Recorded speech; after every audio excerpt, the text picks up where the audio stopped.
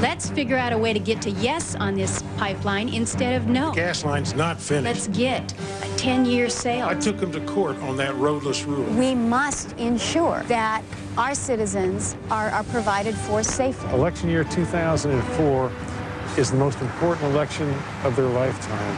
Tonight, KTUU Channel 2 News and the University of Alaska Anchorage Union of Students Elections presents Decision 2004, the senatorial debate. Your moderator, John Tracy. Good evening, everyone, and welcome to our audience here at the Wendy Williamson Auditorium on the campus of the University of Alaska Anchorage, and to our viewers watching across Alaska tonight, and to those of you listening on our radio partner KFQD, and those watching tonight's debate across the country on C-SPAN. Also, I thank you to our host tonight, the University of Alaska Anchorage, and our co-sponsors, the Union of Students here at UAA.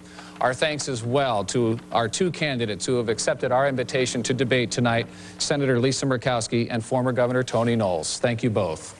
The format of tonight's debate has been established with the candidates prior to airtime, as well as a coin toss to determine the order of opening statements. Governor Knowles, you have 1 minute for the first opening statement. Susan and I came here 36 years ago because Alaska has what America symbolizes: opportunity and freedom. Campaigns should be the competition of the best ideas to reach that dream. My opponent, Senator Lisa Murkowski, is a good person with good intentions, but we have different visions of Alaska and America and different ways to achieve them. I believe we need a strong, independent voice, always putting Alaska first, above partisanship and special interest. I've laid out a plan for good jobs, health care for all Alaskans, better education, strong national security, fulfilling our promise to our veterans, and protecting our personal freedoms. I look forward to tonight's discussion to build a better Alaska, to widen that circle of opportunity and deepen that sense of freedom. Thank you. Senator Murkowski, you have 1 minute. Thank you, and I want to thank you, KTUU, for hosting this debate this evening. Those of you that are watching tonight have chosen this over the World Series, and I certainly hope that we don't disappoint you. There are some very distinct differences in this race. I'm pushing a pro-Alaska agenda, an agenda of good jobs, responsible development, and lower taxes. I support President Bush. I'm part of a team that is delivering for Alaska. We won the provisions for the gas line, the natural gas pipeline here in Alaska, giving Alaska the best job news in 20 years. Our delegation has succeeded in passing this legislation, but Tony Knowles has said he would not have supported it. Unlike my opponent, if there's a winner out of Massachusetts this year, I certainly hope it's the Boston Red Sox and not John Kerry. I truly look forward to the opportunity to discover the real differences tonight. Thank you. Thank you. Our first question is directed to Governor Knowles. Governor, you've stated from the outset that you will not make nepotism an issue in this race. Yet, you have consistently reminded voters of Lisa Murkowski's appointment in your campaign ads. In one spot, you have even used news footage of her appointment as a not-so-subtle reminder. Is nepotism an issue for you, or is it not? You have 1 minute. I didn't make nepotism an issue in this campaign. Frank Murkowski did when he appointed his daughter, Lisa Murkowski. Lisa Murkowski did when she accepted that appointment. Alaskans clearly are concerned about it. 50,000 of them signed a petition that would not allow an appointment if there's to be a vacancy in the United States Senate again. It was done in the fastest amount of time with more signatures than any time in our history. So Alaskans and Lisa Murkowski also made it an issue most recently when she said she didn't support that initiative. She didn't support the ability to have Alaskans elect their senator with a vacancy. Senator, you have 30 seconds for a rebuttal. I have made no point of hiding from the fact that my father appointed me to this seat. I have not asked Alaskans to accept that or get over that, if you will. What I have asked is that Alaskans look at the job that I'm doing for them in the United States Senate. If I'm doing the job that they believe they want of their senator, I ask for their support. That's what it's all about. Governor, you have the final 15 seconds. The issue is, are we going to be a government of the powerful, for the powerful, or do the people have the powerful? That's the message of this election in 2004, and that's how this plays to that issue. This question is directed to Senator Murkowski. Senator, your campaign, to my knowledge, has not made a public issue out of the governor's age, but certainly the voice of the times and the Republican Party leadership has. At 61 years old, is Governor Knowles' age a legitimate campaign issue, in your opinion? Well, as we know, in Alaska, we have benefited a great deal from the seniority of our delegation. Senator Stevens having served 35 years there. By the time I am of the same age as my opponent, I will have accumulated 16 years of seniority in the United States Senate. That does make a difference. It makes a difference when you are dealing with a process that is built on seniority, a process that is built on your ability to get things done because of how long you have been there. It might not be something that we like. We might want to think that just based on the merits you can make something happen today. But the seniority system does matter. Age does matter. The ability to do the job year after year after year. And I think a 16-year advantage does come into play. Governor, you have 30 seconds. If age is an issue, I'm pretty young considering the average age of the United States Senate.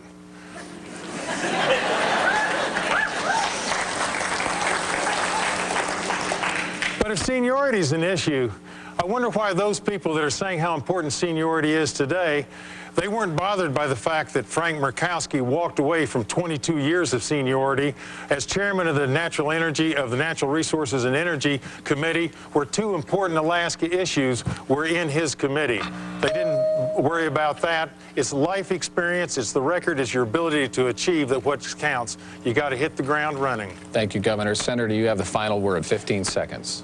You got to look at your delegation, and when your delegation has been in there for 35 years, for 32 years, and 22 years, at some point you've got to acknowledge that it's time to start bringing on the new team. I am the new member of that team.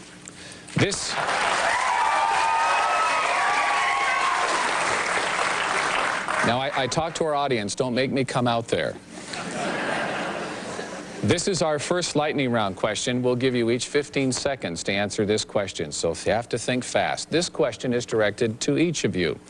You have debated many times on which of you is best capable to convince the Senate to open ANWR to development. But tell us, in all of your years of collective lobbying, name one member of your own party in the U.S. Senate you have convinced to change their vote and approve opening ANWR. Senator Murkowski, 15 seconds. We've got Jim DeMint, we've got Richard Burr, we've got Mel Martinez that are coming on in the Senate that will be 3 Republicans in seats that were currently anti-ANWR supporters. Governor Knowles, 15 seconds. The question was, who have I convinced to this date to change a position? Yes. Well, I'd like to think I was helpful in Senator Mary Landrieu's decision, Senator Zell Miller's decision. We knew each other as governors. So those are 2 people, even as governors, that I was able to, I think, help make their minds up to have a favorable position on ANWR. All right. Thank you, candidates. We now move to the issue of gas pipeline legislation. I'll direct this question to the governor. Governor, you are critical of the recent pipeline legislation because it does not include the price supports that one of the industry partners says are needed. But the incentives do include $18 billion in federal loan guarantees and other tax credits that could reduce the cost of the project by $700 million. The gas is there, the market is there. Are you saying we have to guarantee no risk for these companies before we see progress on a pipeline? You have 1 minute. The answer to your question, John, in terms of have I been critical, I've not been critical. I think that the incentives that were passed have been very useful. In fact, as governor, I brought together both Alaskans and industry and put together the package that I presented to the United States Senate 3 years ago that included those provisions. The problem is one of one of the provisions that industry says is the most important, the commodity risk credit, was left out. A special interest got that pulled from the House, and the Senate said, well, that's okay, we don't need it. But the fact is that that may well be an important piece of it. Industry has said that the provisions that we have today, and they are useful, is one leg of a four-legged stool. That's not something yet I think America's ready to sit on. Senator, you have 30 seconds. Well, thank you, and I'm pleased to hear you say that you do believe that they are useful, because in Fairbanks you indicated that you would not have voted for the jobs bill that has the fiscal incentives in them. The $700 million worth of tax credits, you have said you would not support that bill. And when you talk about industry being opposed to the credits, or not necessarily opposed to the credits, but you've indicated that they had to have the third provision. Industry was not in alignment. There are three producers, and only one out of three said it was critical, and now they have said that what we have gets us moving. It's a lot. I apologize for interrupting, but we're going to try to stay on time. Governor, you have 15 seconds. I may continue this discussion. Governor, 15 seconds. Senator, you say that I didn't support the bill that you passed, and I've always supported the gas line provisions and incentives. What I didn't support was the $6.5 billion giveaway that you gave to Exxon without first looking to Alaska citizens who've waited for 10 years for justice. Senator, you may continue the conversation. 15 seconds. I'd like to continue the conversation. Tony, the vote was on the jobs bill. The jobs bill contained the fiscal incentives for a natural gas pipeline, period. There was no yellow button that you could push. It was a yes or a no. And you said in Fairbanks, yes, I would not have voted for that bill, period. Now the first opportunity for each of you to ask your opponent a question. Senator Murkowski, we'll begin with you. Well, I would like to stick to the jobs bill and the gas pipeline, because when you made the statement in Fairbanks, I was shocked that you said that you would not have voted for the jobs bill that contained the gas pipeline tax incentives. It's going to bring thousands of good-paying jobs to Alaska. My question is, did you make that decision based on philosophy, values, or partisan politics? Governor, you have 1 minute to respond. Senator Murkowski, had I been senator, I would have done the work necessary ahead of time to make sure that that tax giveaway to Exxon had some strings to bring justice to Alaska families. Furthermore, we all know that the provisions for the incentives for the pipeline could have been parked on any bill. Two of them were on a military appropriations bill. Why it was parked on what you call the jobs bill without having done your homework, not lifting a finger for Alaska families, to me just shows that you're asleep at the switch. Senator, you have 30 seconds. And you're going to have a lot of homework to do if you ever get to the United States Senate, because these incentives cannot be parked on any bill. Tax incentives can only be parked on tax legislation. The only tax legislation that was happening in the United States Senate at that point in time happened to be the jobs bill. There is an issue of germaneness in the Senate, and this is one area where those provisions could not have been put on the military construction bill or any other appropriations bill, or quite honestly any other provision other than a tax bill. Governor, you have the last word. 15 seconds. Senator, I'm sure you've heard of riders and how that they can take place. The tax incentives that, as I say, I presented to the Senate 3 years ago started out in an energy bill. Two of them were put on a military construction bill. The other two could have been put on other bills, and you know it. Thank you very much. Governor Knowles. Governor Knowles, it is your turn to pose a question to Senator Murkowski. Well, let's stay on the issue of the tax giveaway bill with Exxon. It's been 15 years since the Exxon Valdez oil spill, and 20,000 Alaskans are still owed $7 billion from Exxon. Why did you vote for a $6 billion tax giveaway to Exxon with no consideration for settling for the 20,000 Alaskans and their families who've been waiting 10 years for justice? Well, I'm surprised that you keep bringing up this Exxon tax giveaway, as you were calling it. As I've said before, this was a jobs bill that brought jobs from overseas back to this country, a jobs bill that closed the tax loopholes that you have been talking about needing to do, a jobs bill that provided for the tax incentives for us here in Alaska to get a natural gas pipeline.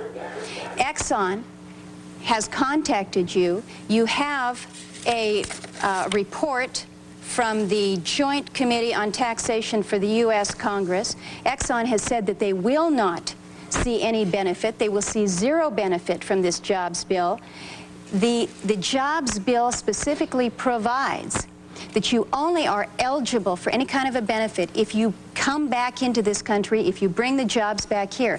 Exxon has their interests overseas. They're not going to be pulling those oil wells back up and coming back to this country in an effort to get repatriation. Governor, you have 30 seconds. Senator, I would suppose by your answer that you just hadn't studied the bill when you call it a jobs bill.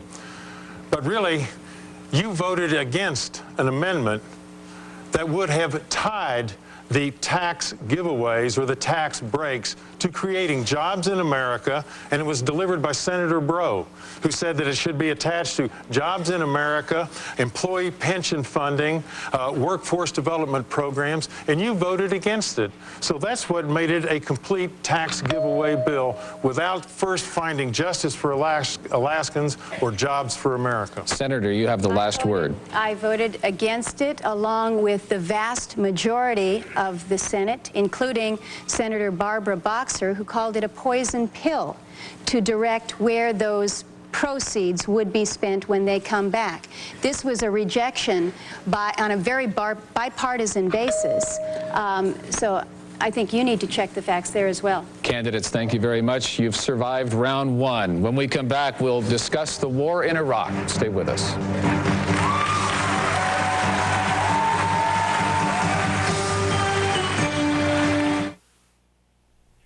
And we'll have more from tonight's Alaska Senate debate coming up. First, some of the campaign ads from the candidates.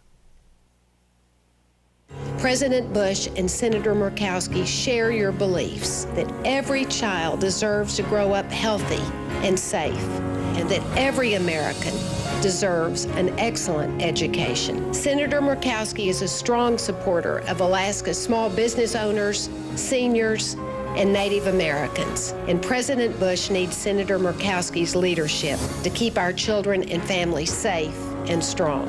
I'm Lisa Murkowski, and I approve this message. There's never been a time when I felt our freedoms were more at risk. From the so-called Patriot Act to attempts to limit our right to bear arms. I believe in all 10 of the Bill of Rights, from freedom of speech to protecting our state's sovereignty. In the Senate, I will fight against any attempt to diminish those freedoms by law or amendment. I'm Tony Knowles, and I approve this message because I wore my country's uniform to defend our freedoms.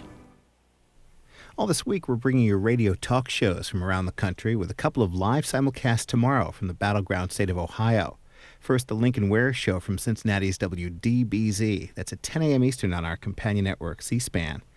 Then in the afternoon from Toledo, the Denny Schaefer Show from WSPD at 3 p.m. Eastern. Now we'll go back to the Alaska Senate debate. It's live here on C-SPAN 2.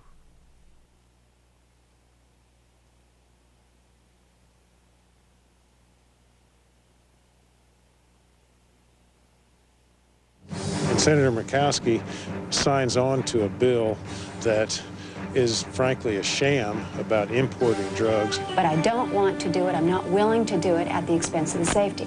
You're watching Decision 2004, the senatorial debate. And now, John Tracy. Welcome back, everyone. We turn now to the situation in Iraq. President Bush received congressional authority to invade Iraq as part of a larger war on terrorism, citing weapons of mass destruction and ties between al-Qaeda and the regime of Saddam Hussein, although the evidence now suggests that neither existed. The president now says that he would have done the same thing in the same way, even in the absence of that evidence. Knowing what you know now, would you have approved the invasion of Iraq? You'll each have 1 minute to respond. We'll begin with Governor Knowles.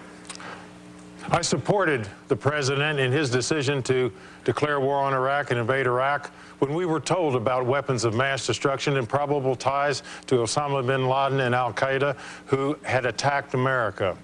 Well, we know today, though, that that's not true. In looking back as to whether or not we should have had a preeminent war, I refer to the Colin Powell doctrine after Vietnam, when he stated in looking at the first Gulf War that we should go to war, a preemptive strike, only if we are with imminent threat, that we should do so, we should respond with overwhelming force, that we should have broad public support and an exit strategy. We have none of those in the situation with Iraq. We are today lost in Iraq and alone in the world. We are bogged down as an occupation army suffering casualties. We need to change our direction and put our focus back on Osama bin Laden and the terrorist network that attacked America. They are today an imminent threat. Senator Murkowski, 1 minute. I'm sorry, 1 minute? 1 minute. There's a lot of Monday morning quarterbacking. There's a lot of looking into that crystal ball and saying we wish we had known at the time what we know now. But I think the question that we must ask, and I think we'll all agree, that the world is a better place, a safer place, without Saddam Hussein in power. Saddam Hussein and the environment there in Iraq was a haven for a safe haven for terrorists. And as we recognize what happened to this country, what happened to the world when we were attacked on September 11th, we recognize that it's not so easy anymore as we try to second guess what is happening. We did not walk in alone, and we are not alone in Iraq. We are there with friends, we are there with allies. I would agree that we do need to figure out the way that we bring our servicemen and women home as quickly as possible when the job is done. Governor, you have an extra 30 seconds. The world is not a safe place with Osama bin Laden and al-Qaeda still at large. We shifted intelligence, resources, special ops, and ground troops to Iraq, leaving only 20,000 troops in Afghanistan to still search after Osama bin Laden. We need to make and mend the alliances that are necessary to make sure with stability in Iraq that we can go after the imminent threat that still is a threat to America. Senator, you have 30 seconds. And if we were to leave Iraq with the job unfinished, what is the message then that is sent to those who would wish us harm? What is the message that is sent to the terrorists and to Osama and the others, that we have no resolve, that we will not stand our ground? The strongest thing that we can do is to finish the job, to bring about the peace and the democracy in Iraq. I'd like to follow up this question. The Associated Press is reporting today that the Bush administration, if reelected, is planning to ask Congress for an additional up to $75 billion after the first of the year for the war effort in Iraq. If elected, will you approve the additional funding without strings, or will you attach conditions? Senator, you have the first response. 1 minute.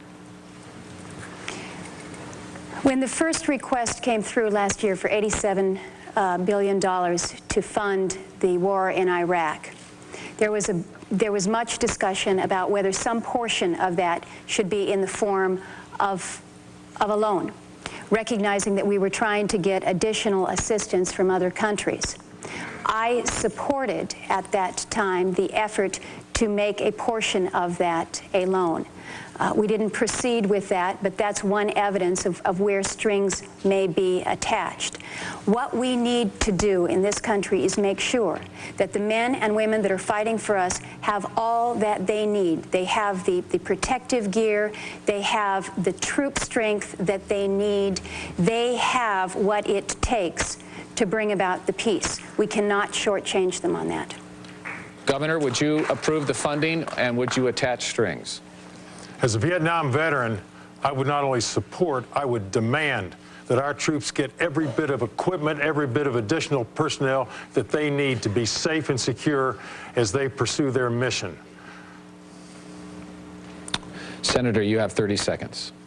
We did, just in the Department of Defense authorization, or the appropriations bill that was just passed, we included funding to increase the Army end strength by 20,000 soldiers. We have provided $757 million for the force protection, for the combat gear, for the active reserve, the guards.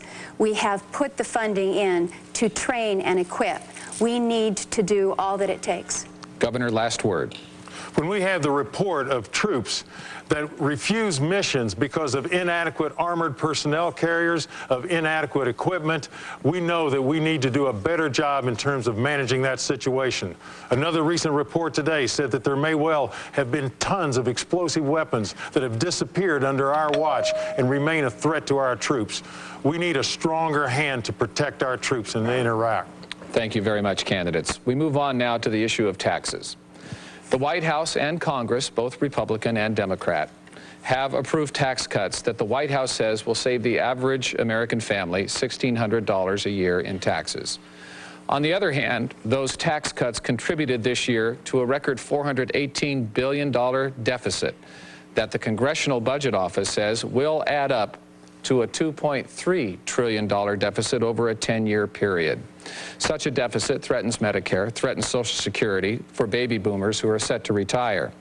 You each have children.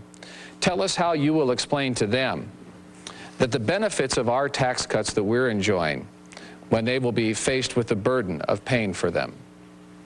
Governor, you have the first response. 1 minute. Well, I would explain to my 3 children that what we did in 2004, after 2004 election, was we went to put America back to work. That's the best way that you can get your economy going.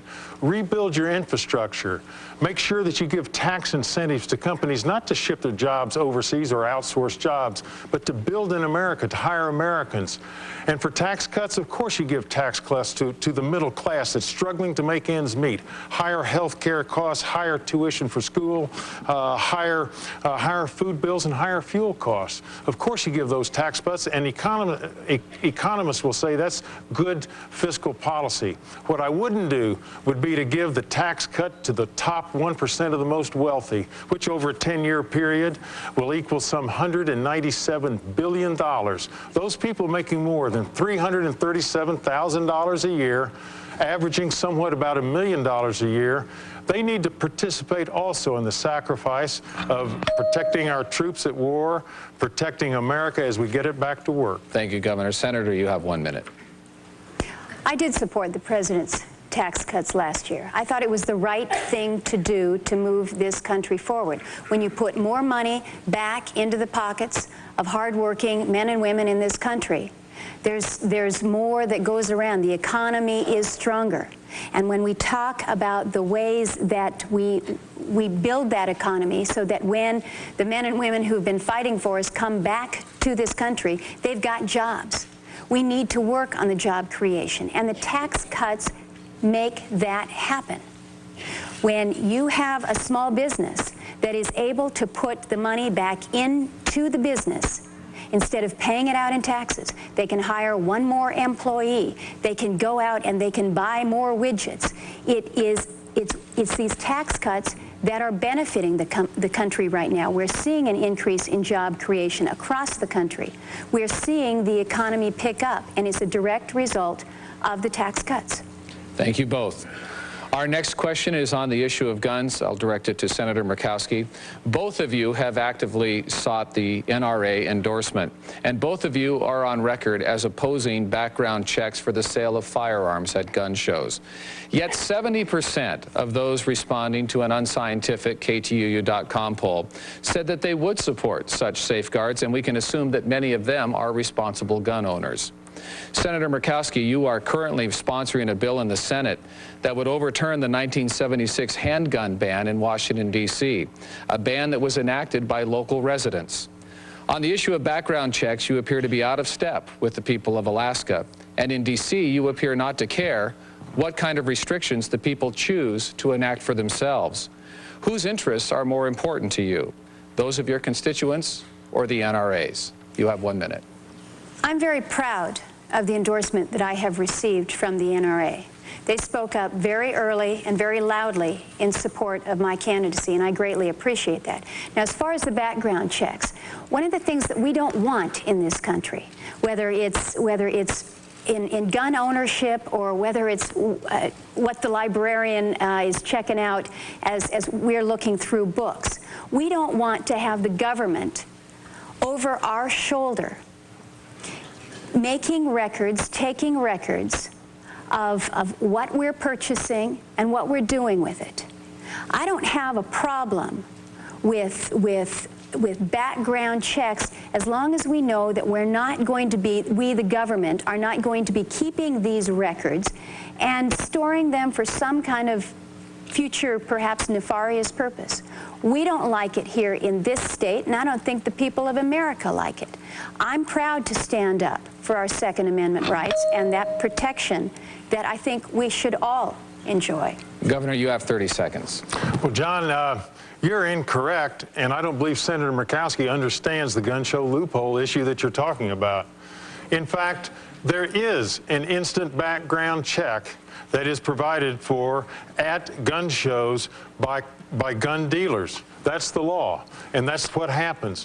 What the provision is in terms of the gun show loophole is that individuals can't sell firearms, according to some, or shouldn't be able to sell firearms without a background check.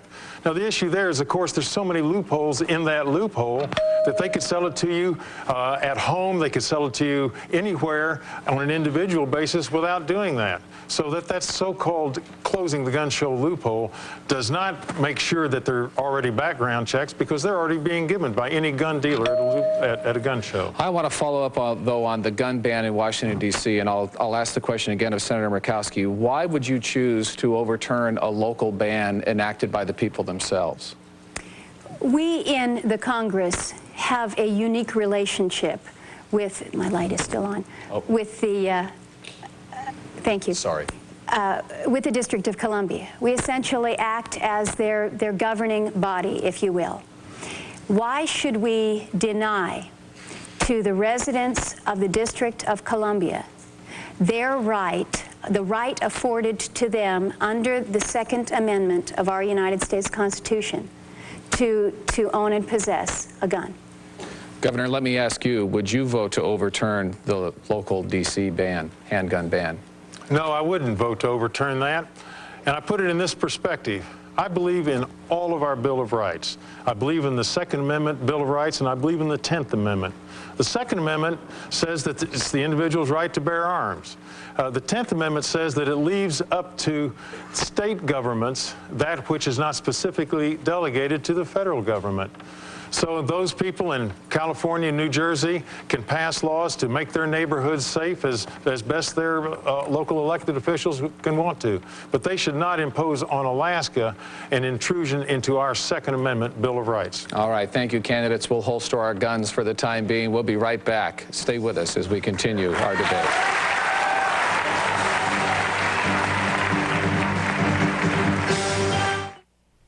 There's more from the debate in the Alaska Senate race coming up.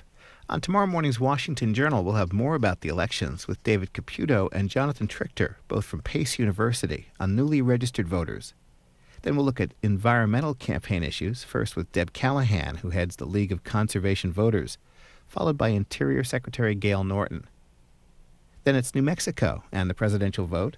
We'll hear about the role of Latino voters from John Sanchez with the Bush campaign, and John Wertheim, the state's Democratic chairman. Washington Journal's every morning at 7 a.m. Eastern on our companion network, C-SPAN. And tomorrow night, here on C-SPAN 2, we'll have live coverage of a debate in another Senate race from Louisiana. That's at 8 p.m. Eastern Time. The countdown to the election continues all this weekend as Book TV features 3 days of political books. Starting Saturday at 8 a.m. and continuing through 7 a.m. Tuesday, Book TV will feature a variety of political books published in advance of the presidential election. Some of the authors you'll see: Jon Stewart, Ann Coulter, Eric Alterman, John Fund, Molly Ivins, John O'Neill, Kitty Kelly, Bill Salmon, Douglas Brinkley, and others. An all-politics weekend, this weekend, on Book TV, on C-SPAN 2. And now back to our live coverage of the Alaska Senate race and tonight's debate from KTUU-TV in Anchorage. The Federal Act might seem inconsistent with states' rights and protection of states' rights. I do not support any amendment to our Constitution that discriminates. You're watching Decision 2004, the senatorial debate. And now, John Tracy. And welcome back to the Wendy Williamson Auditorium. One of the great benefits of being a U.S. Senator is that, like any federal employee, you get medical coverage. But the organization Families USA says more than 200,000 people in Alaska under the age of 65 went without health coverage at some point over the last 2 years. Many of us know friends and co-workers in the private sector who can no longer afford health insurance, which can cost in excess of $700 a month in premiums.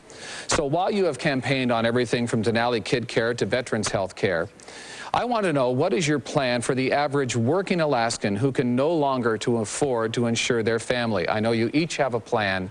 I'd like to give you each 1 minute to explain it as best you can in that 1 minute. Governor, you have the first stab. Well, first of all, we can stop taking Denali Kid Care back.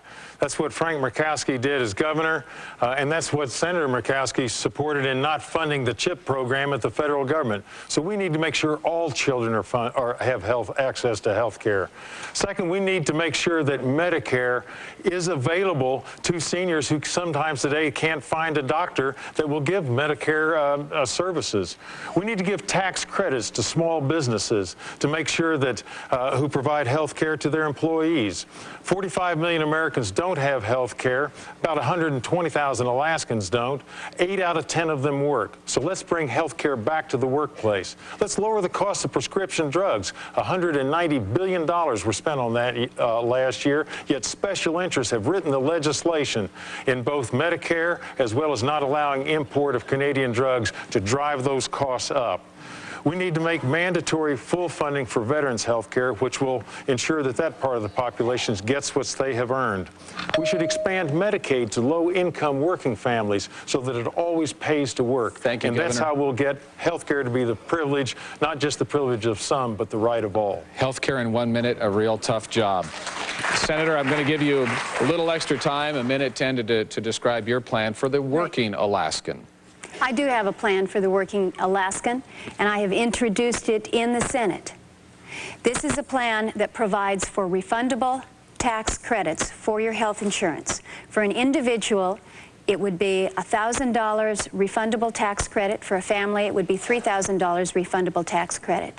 In addition, and this is if you do not have any health insurance through your employer. If you do have insurance through your employer, you would be able to receive half of that amount to help offset the cost of the premium, because we know far too many families are choosing not to accept the health care insurance from their employer because they can't afford the premiums. Now, this doesn't give you your health care insurance for free, but it does help offset it. We also have a provision that provides for a tax credit to employees to offer health care plans to the employers. It does this through giving them a tax credit when they contribute to an employee's HSA or health savings account. We're encouraging pooling of our small businesses so that we can make this happen. I have a very specific plan, and I'm looking forward to moving it in the 109th Congress. 15-second rebuttal. Governor Knowles. The Denali Kid Care program enabled working families without access to health care to be able to not choose between their job and their children's health care. It gave them that. We need to ensure that we do bring it back to the workplace. The tax credit that should be given to small businesses, and also individuals should be able to buy into that fancy health program that the congressmen get, because that's the way that they can help spread the risk over a larger pool and afford to be able to get into it. Thank you. I'm going to give you 25 seconds, Okay. Senator. Thank you.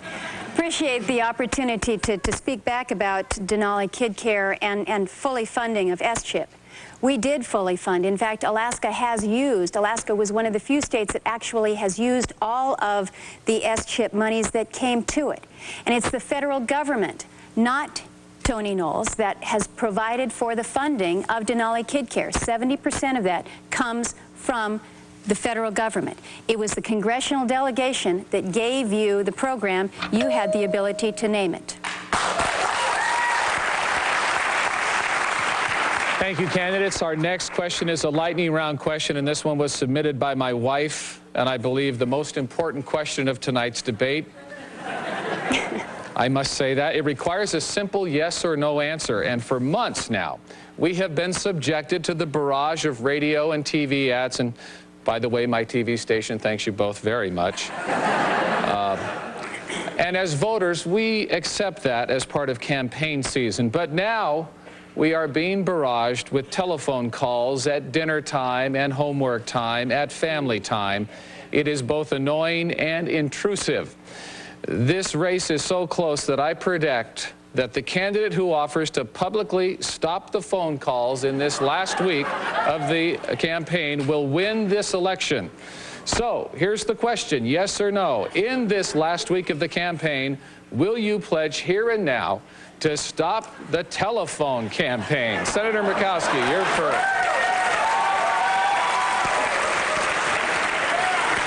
I've got 15 seconds. Okay, go. Yes, I will not make any telephone calls this week. Oh, are you sneaking one by me? What about your campaign?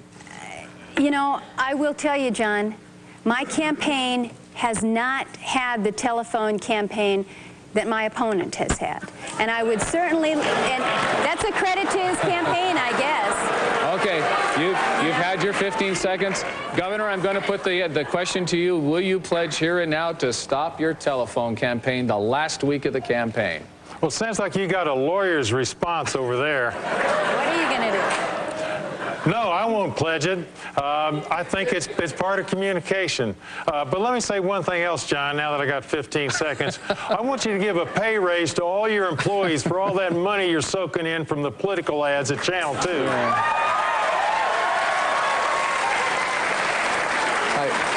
I said thank you. I can't believe you both muffed the question. I know. Our next question. This is a question for both of you. This year, on a more serious side, 40% of Alaska's public schools failed to show adequate yearly progress under the No Child Left Behind Act. The larger school districts, as you know, are spending money on busing students and lots of time and energy convincing parents to keep their kids in their neighborhood schools. In Bush, Alaska, the failure rate is even higher and the demands even tougher to meet. The goals of No Child Left Behind are admirable, but in Alaska, many of the provisions appear to be simply unworkable. More than one teacher has asked, what will you do to amend the act to make it work for Alaska? And what kind of timeline will you commit to? Governor Knowles, 1 minute. The so-called No Child Left Behind Act has turned Alaska's dream in education into a nightmare. It discourages and demoralizes teachers, it flunks schools, and it fails our students. One of the great opportunities I had as your governor was to be present when Elaine Griffin from Chiniak, Alaska, won the America's Teacher of the Award a year in a Rose Garden ceremony. By the so-called No Child Left Behind Act, she's not qualified to teach in the school. That shows how misjudged that national No Child Left Behind law is. We need major reform or repeal. We need repeal. We need to bring it back to Alaska so that the Quality School Initiative that I started when I was governor can help provide the kind of accountability, the kind of assessment, and the kind of incentives to make education truly a dream again. Thank you. Senator, you have 1 minute. Well, repeal of an act that promises to give every kid a good education is not the way to go. That's going backwards. What we need to do is we need to deliver on the promise. Now, you mentioned, John, the fact that we have to spend monies to move our children from schools that haven't met adequate yearly progress. That shouldn't be the first place that we start. That happens after 2 years of not meeting the goals of AYP. This happens in our urban areas. I got an exemption.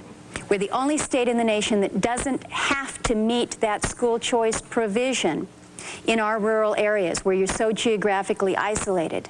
But in our urban centers, it doesn't make sense to me that a parent should have to put their child on a bus for an hour to get to a school that has met AYP. We ought to move to supplemental services first. We need to look at the provision that that makes our students with disabilities take that same test.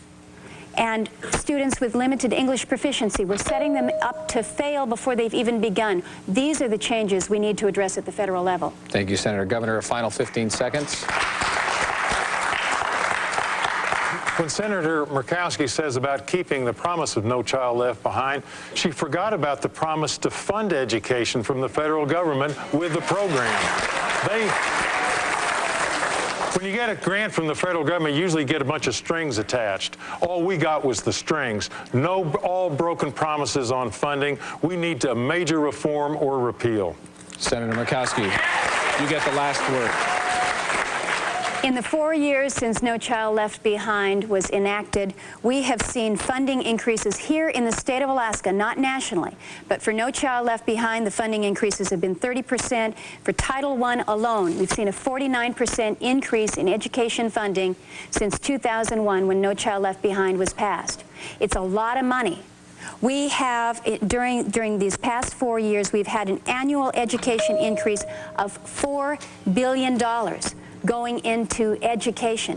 We're making the commitment, but we need to do more. We can always do more when it comes to education. Thank you both very much. That brings this round of questions to an end. When we come back after break, prepare your next questions because the candidates will be posing their second question. Stay with us. And we'll have more from tonight's Alaska Senate debate. First, some of the campaign ads from the candidates.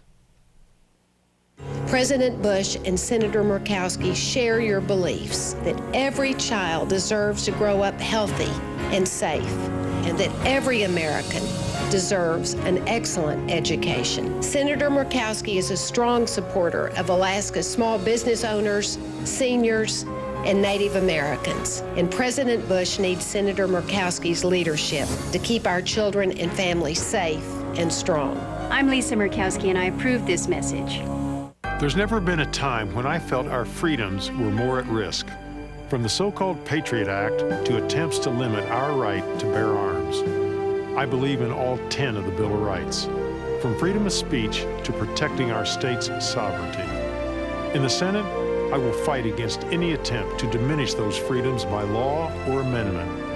I'm Tony Knowles, and I approve this message because I wore my country's uniform to defend our freedoms. All this week, we're bringing you radio talk shows from around the country, with a couple of live simulcasts tomorrow from the battleground state of Ohio. We'll show you the Lincoln Ware Show from WDBZ in Cincinnati. That's at 10 a.m. Eastern Time tomorrow on our companion network, C-SPAN. And from Toledo, the Denny Schaefer Show from WSPD. That's at 3 p.m. Eastern. Now back to the Alaska Senate debate, live here on C-SPAN 2. And welcome back to the Wendy Williamson Auditorium. This is our final round of questions. Time once again for our candidates to pose a question to their opponent. Governor, it's your turn to pose the first question.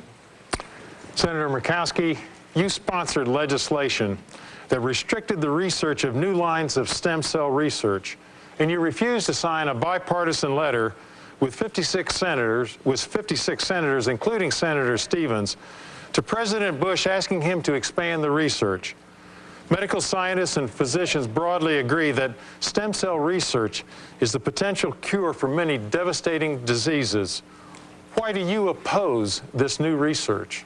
I do not oppose stem cell research. In fact, I support very much what President Bush has done. He's the first president to ever allow public funding, federal funding for embryonic stem cell research as well as adult stem cell research. There's another area, cord blood stem cell, that comes from the umbilical cord upon delivery. These stem cells have the potential, because they can differentiate, they can form into different organs. In terms of research potential, this is huge for us. I have signed on as a co-sponsor of legislation that would establish these cord blood stem cell banks to encourage the research in this area. It is critical, but even more important than doing this is making sure that we have funding for NIH, for the research that goes on into the stem cell research. This is where we're going to make a difference in discovering the cures for these diseases. Thank you, Senator. Governor, you have 30 seconds. I don't understand how anybody could be against expanding stem cell research. From Nancy Reagan to the late Christopher Reeves, they begged President Bush to expand this opportunity, yet those along the party line have refused to allow that to happen. Think of the cures that would be available, possibly for diabetes, cancer, Lou Gehrig's disease, even Alzheimer's. This is a miracle that could happen to so many people. But beyond that, think also about the commercial opportunities for the nation and the industries that are able to commercialize this in terms of not outsourcing jobs to other countries. Frankly, Britain is enjoying the fact that we are limiting it. Thank you, Governor. Senator, you have the last word. 15 seconds. Thank you. Through your suggestion, it's almost as if because we haven't signed on the letter, we haven't discovered the cure for Parkinson's. The fact of the matter is there is private research going on right now. The fact of the matter is there is public-funded research going on right now with embryonic stem cells, and unfortunately, we still have not discovered the cure for many of these diseases. We must keep trying. We must keep the pressure on NIH and the funding. Thank you, Senator. But we can't give false hope where it's not there. Your turn to pose a question. Well, I'll lighten it up a little bit. I made reference in my opening remarks to the World Series tonight, and the Senate is somewhat like the World Series. In this series, you're either a member of the Boston Red Sox or a member of the St. Louis Cardinals. You can only score a run if you're on one of these teams. Same is true in the United States Senate. So my question to you is, whose team would you be on? Would you be on the Democratic team of Tom Daschle, or would you be on the Republican team of Bill Frist? I'm going to be on Alaska's team.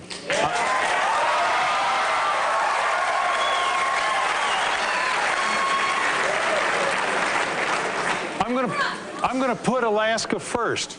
And what I mean by that is I'm going to work within my own party and cross party lines when there's something that's good for Alaska.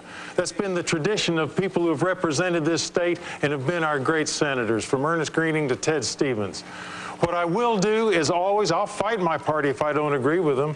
I sued Bill Clinton more than any other governor sued the federal government in Alaska when he was wrong. But I worked with him when it was right, for the Denali Kid Care program and for opening up the NPRA. So that's what I believe a senator should be when I say independent. We need to put Alaska first. Senator, you have 30 seconds. Thank you. What you have just said defies the reality of the United States Senate. There are two teams. Ask Jim Jeffords, who is the only independent, if you will, in the United States Senate, and he has chosen to align himself with the Democrats. So, Tony, when you are suggesting that you are going to caucus with everybody, you can't. It doesn't work that way. In order to get anything done, you have got to be part of the process that makes things work. You don't get a jobs bill unless you're on part of the team that's making the agenda happen. It Governor, just last doesn't 15 happen. seconds. You know, that's what's wrong with Washington. A message of partisanship and special interest. When partisanship stops full funding, for mandatory full funding for our veterans' health care, when special interest writes the law about banning importation of cheaper drugs from Canada and doesn't let the federal government negotiate lower drug prices for our seniors. That's what's wrong with Washington. That's why we need a new message and put Alaska first. Okay. Now, since you guys keep bringing it up, I'm going to ask a lightning round question. Simple. Socks or cards? Socks. Socks? Socks. Socks. Well, we agree. We have found common ground. We have found common ground. Okay.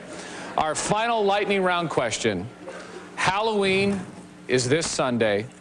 If you had the chance, what kind of costume would you put? What kind of costume would you put your opponent in? Governor, you're first, 15 seconds.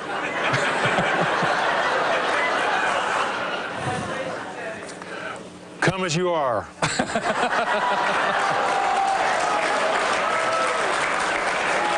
Senator Murkowski, what costume would you put Governor Knowles in?